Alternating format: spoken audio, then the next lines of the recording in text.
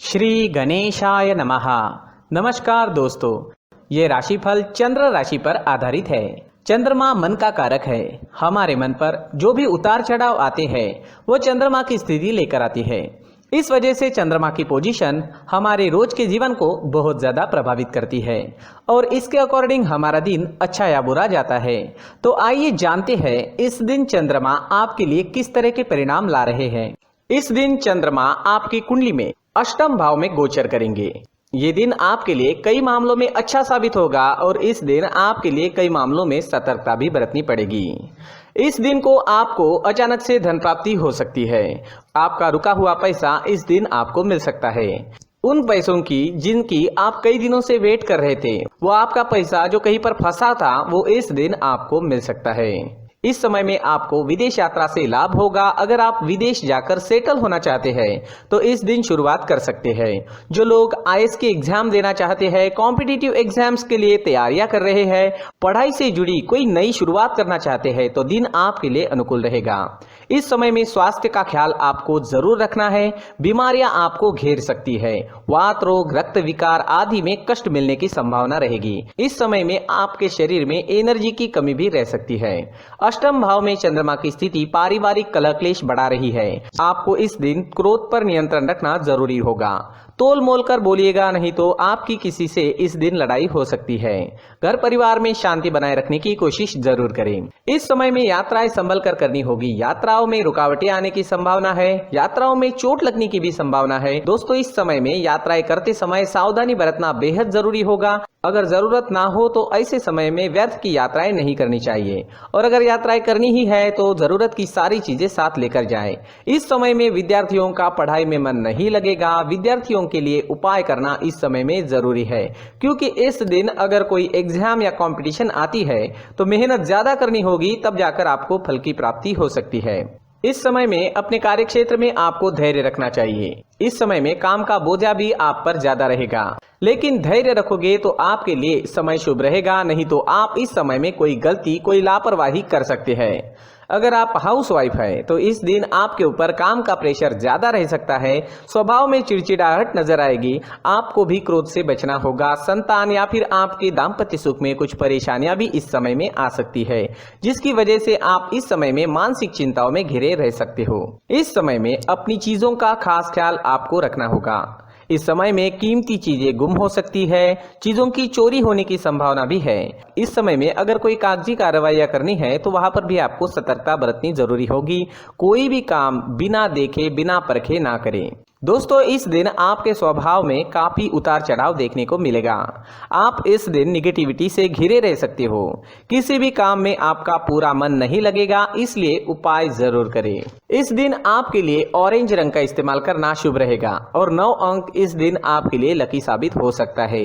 साथ ही इस दिन आप हरे रंग का उपयोग भी करते हो तो आपके लिए अच्छा ही रहेगा। दोस्तों, अगर इस दिन आप घर से किसी काम के लिए निकलते हो तो 4 हरी इलायची अपने जेब में ले लीजिए।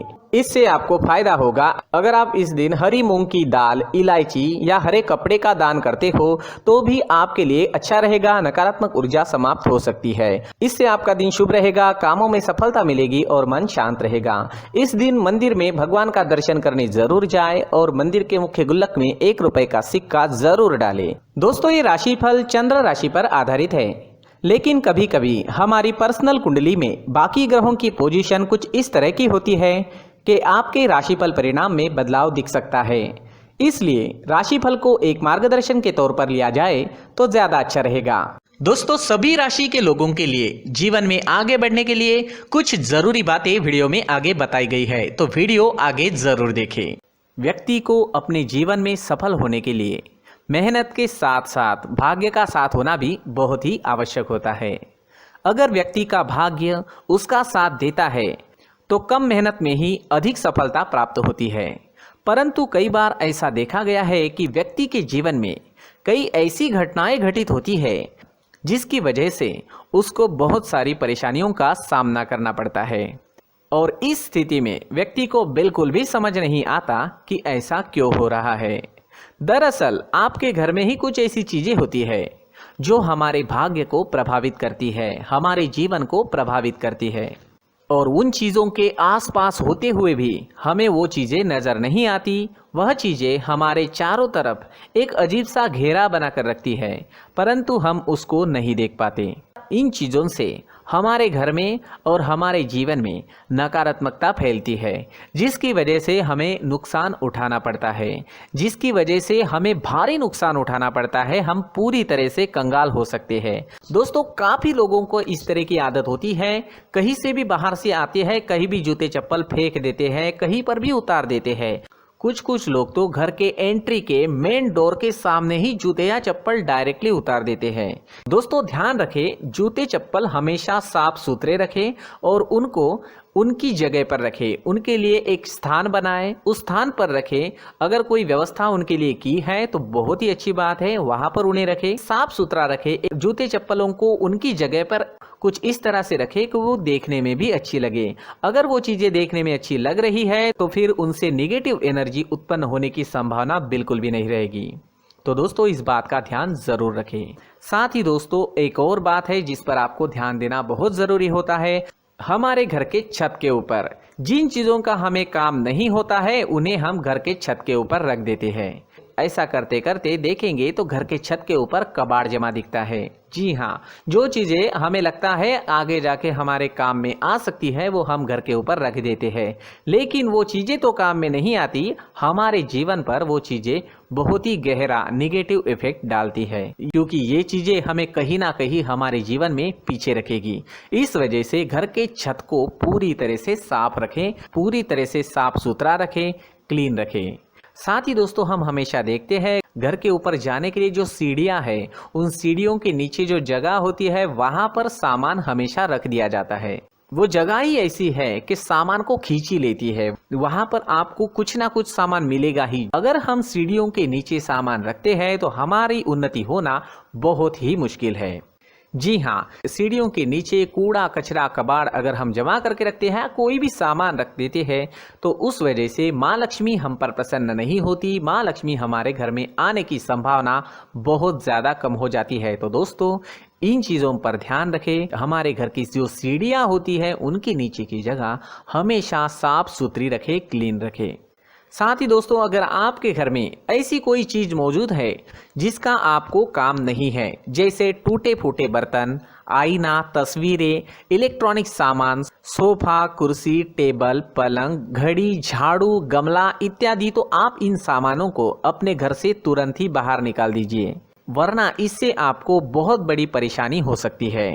आपको ये चीजें कंगाल बना सकती है। तो घर में ऐसी चीजों का मौजूद होना शुभ नहीं माना गया है। इससे धन की देवी माता लक्ष्मी जी का प्रवेश घर में नहीं होता है। इन चीजों से आपके घर में नकारात्मक ऊर्जा का संचार होता है और जिस वजह से व्यक्ति को मानसिक समस्याओं का सामना भी करना पड़ता है। व्यक्ति के मन में चिड़चिड़ाहट होती है और छोटी छोटी बातों पर गुस्सा आने लगता है। आप जो भी कार्य करते हैं उसमें आपका मन नहीं लग पाता है। इस व्यक्ति का जीवन घर में मौजूद इन चीजों की वजह से अंधकार में डूबने लगता है। इसलिए आपको घर में बिना काम की चीजें, कूड़ा कचरा नहीं रखना है। दोस्तों, एक और खास बात है, हमारे घर में मकड़ी का अगर जाला है तो वो बिल्कुल भी शुभ नहीं है। जी हाँ, वो अशुभ माना जाता है। घर में मकड़ी का जाला होना अशुभ है। इससे आपके अच्छे दिन भी बुरे दिनों में बदल सकते हैं, क्योंकि मकड़ी अपना जाल शिकार को फंसाने के लिए बनाती है। और अगर आपके घर में मकड़ी का जाला है तो इससे घर में नकारात्मक ऊर्जा का प्रभाव अधिक बनता है और वास्तुशास्त्र के अनुसार इससे सकारात्मक ऊर्जा का नाश होना शुरू हो जाता है। दोस्तों, मुख्य द्वार भी हमेशा साफ सुथरा रखें। मुख्य द्वार को हमेशा सजाया जाता है, क्योंकि मुख्य द्वार से ही हमारे घर में लक्ष्मी का प्रवेश होता है। तो मुख्य द्वार को साफ सुथरा रखें और सजा कर रखें तो बहुत अच्छा रहेगा।